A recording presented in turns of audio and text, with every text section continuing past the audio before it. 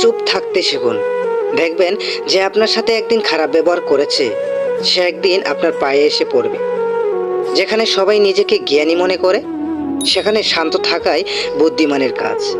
দেখবেন যে কলসি অর্ধেক পূর্ণ, তাতে বেশি আওয়াজ হয়, কিন্তু যে কলসি সম্পূর্ণ পূর্ণ, তাতে কিন্তু আওয়াজ হয় না। অপরাধ না করেও যখন অপরাধী হয়ে যাবে, তখন চুপ থাকাটাই সবচেয়ে ভালো। কারণ চিৎকার করে কখনো নির্দোষ প্রমাণ করা যায় না।